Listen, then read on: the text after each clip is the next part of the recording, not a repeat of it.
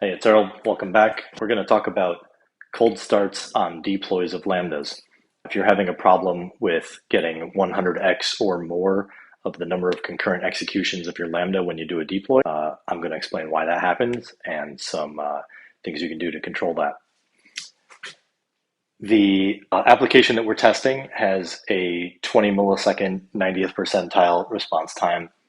We're going to send a simple ping via HTTP through an ALB, and we're going to send a constant 200 requests per second.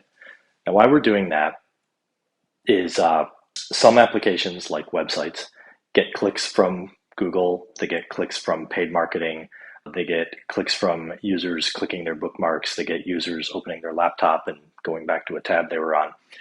They do not change their rate of requests in response to your site being slow, or at least they don't change their first request. You're going to have that constant stream of incoming requests that won't change even if you get slow during a deploy. There are services and service patterns that will reduce their request rate if the service being called starts to get slow.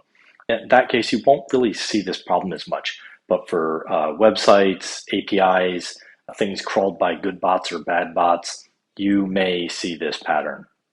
We're using K6 to simulate a constant incoming 200 requests per second, regardless of how long the service takes to respond. That means that every second we're going to send 200 even if we get no response, just like normal users would in this case. So on the first second, we send 200. On the second, there may be 400 open. On the third, there might be 600 open if we haven't gotten any responses yet, and so on. Let's go through the results, and then I'm going to demo what this looks like and the fix. When we make changes to the latest version, the behavior that you're probably going to observe is that for web requests and anything that has a short duration, you're going to lose almost all or all of your execution environments right when you make the change. There's not going to be a 5-minute period where it starts running a couple of the new ones. It just discards the old ones and gives you all new ones.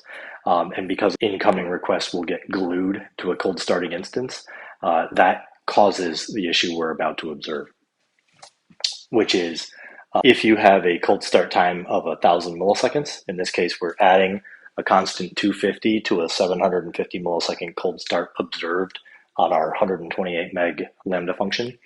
We end up with 1,000 milliseconds total. We predict that the number of concurrent executions we'll get during a deploy or during the initial load put on the application is 200. The reason for that is with a 1-second cold start, we won't get any responses for a second.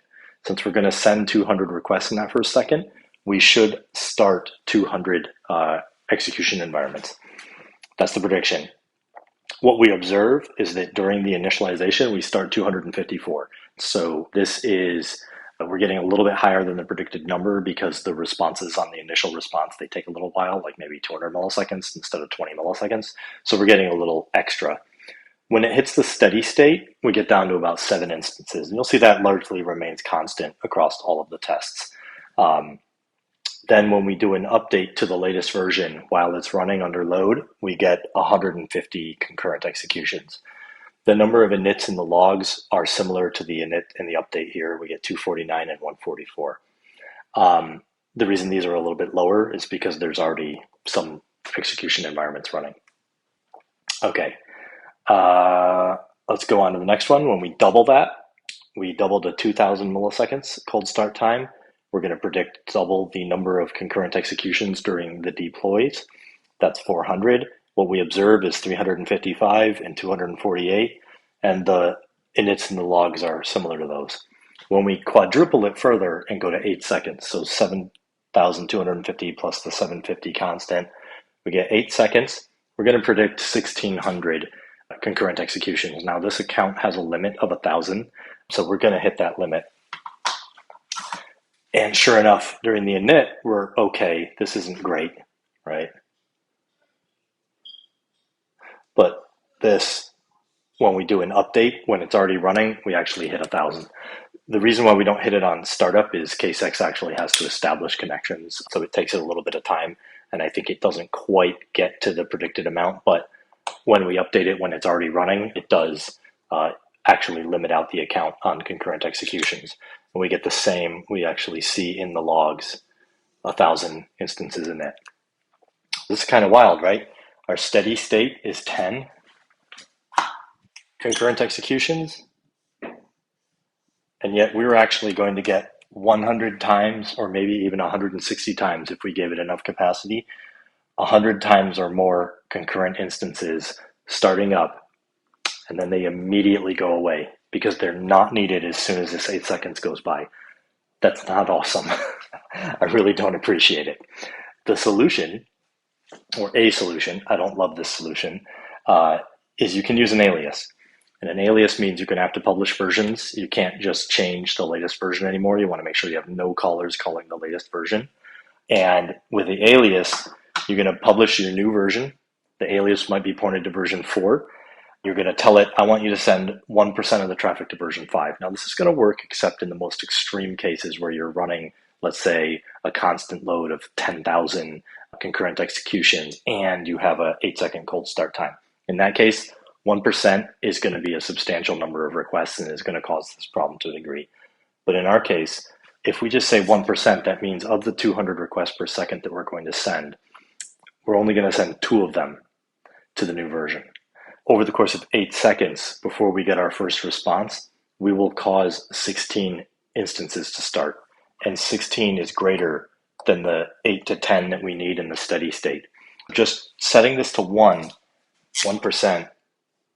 it's going to give us our new execution environments that actually has enough capacity for the entire application. So we do that. We observe that when we start hitting it with load again, it's 907. It hits the steady state of 9. And then when we do the update of 1%, it hits 18, and we only get 12 that initialize. When we go from 1% to 99%, we can do this a few seconds later. Just don't wait like 15 minutes or the execution environments may be gone.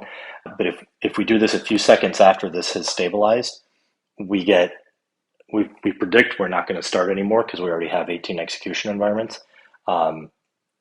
And we don't start anymore. We don't see any inits in the log. We don't see any increase in the, concurrent executions. So actually, that's wrong. Not an increase, but it's not 0, so it just stays steady. All right, so in conclusion, watch out for high cold start times when you have a constant received request rate. If you have that, you may see these explosions of 100 times or more concurrent executions, and then they immediately shut down. These can cause problems because you perform some work on startup, you call some other service on startup, and you may send it 100 times more load than you normally would. And then a second later, you don't need it. And then if somebody says, hey, you hurt my service, and you revert it, you cause it again. So it's not great. The other possible solution here, which I am going to talk about in a video later, is my Lambda Dispatch project. And my Lambda Dispatch project holds a queue and will dispatch the requests as instances become available. And the instances execution environments have connections back to a router, and that router knows when it has connections available and takes the head of the line in the queue and hands it out to an instance when it comes back. So even if you start to lose your old execution environments, you don't lose them all at once because the execution is for a minute to 15 minutes. And as the new environments come up, they start getting a percentage of the requests, but you don't lose them all at once. So the Lambda Dispatch project on GitHub is something else you can look at if you're interested. Okay, let's do the demo and I'll show you how this works. Okay, it's demo time. Let's do the 1 second, the 8 second test on the latest function deploys, and then we'll do the alias. So we're just going to look at the function config. We've got the sleep set to 250. There's a 750 constant time as well. We've got the memory set to 129. We just fiddle that up and down a meg to cause a deploy. And this is the config file. We start with 200 VUs. We have a max of 1,000. Per 1 second, we're going to send 200 requests with the constant arrival rate executor. And we're hitting this URL. So let's run that. And we see on startup, it hit about 259 concurrent requests. We are going to see that show up in the logs in a minute. Okay, we're going to now cause a deployment. We're just going to fiddle the RAM on the latest version by a megabyte. And while that's happening, we're going to go look at our dashboard. And our dashboard collects some stats across different apps. But for the most part, what we're looking for here is the direct Lambda, and we got 257. These are inits from the log file, if I'm not mistaken. We have concurrent executions at 262 during the startup phase of the application when it was completely cold. That matches what we predicted, roughly. It's a little higher. Okay, we got our results. This finished, and we went from 257 inits in the logs on the initial load, and we got 135 when we made a change. And our concurrent executions at the beginning were 262, dropped to 10 in the steady state, and then went to 143 during the deploy. That's about what we expected. Okay, let's set up the second test. For the second test, we need to edit the function. We're going to change the environment variable. We're going to add 7 seconds here, so it's going to become 8 seconds. We're going to wait for this to finish.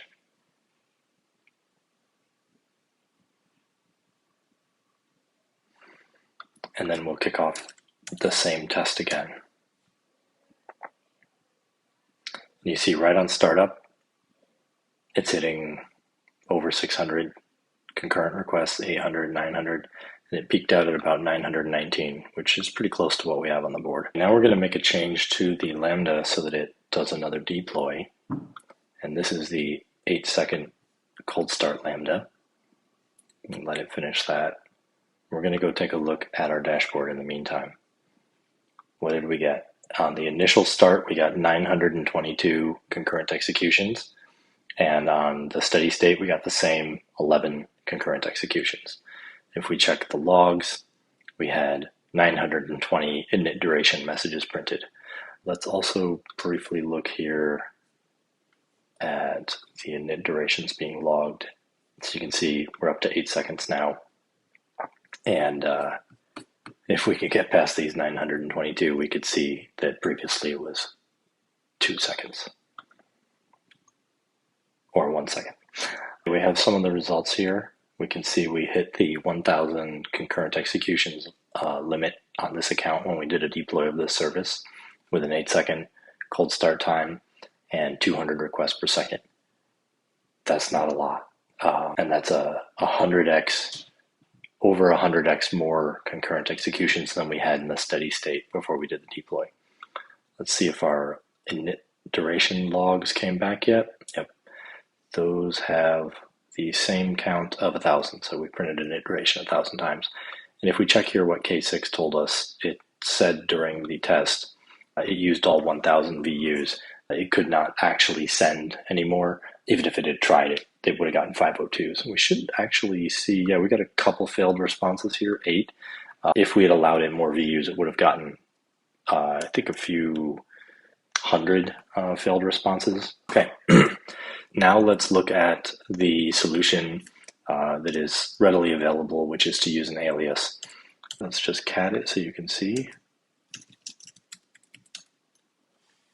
It's a different URL, hits the same ALB, has the same request rate, same executor, everything else is the same. And this URL that it's hitting is on the same Lambda, just an alias. Here we're going to change this. I'm going to edit this and set this to 0% on version 6. So let's see what happens on startup. It's getting up in the hundreds here. If it hits about 900, then we're in a good clean state. Yep, so it hit 915, coming right back down.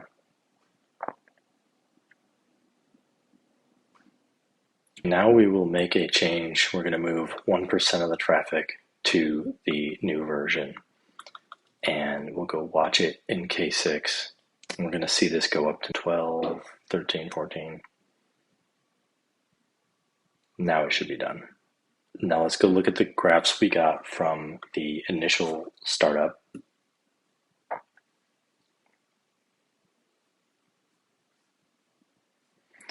We got 920 concurrent executions at startup, just like we did for the others.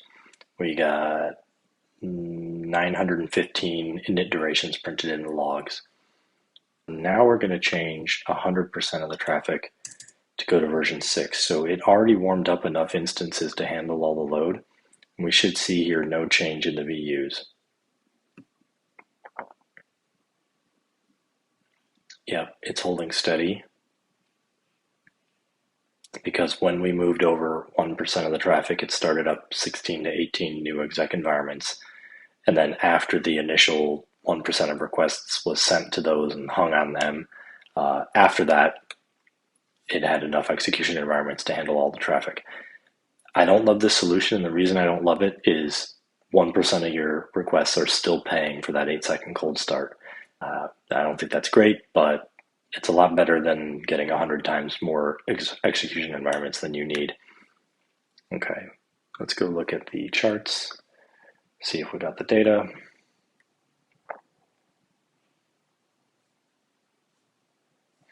Okay, so you see the concurrent executions drop down to 9 after the initial start, and then it bumped up to 15 when we deployed 1%.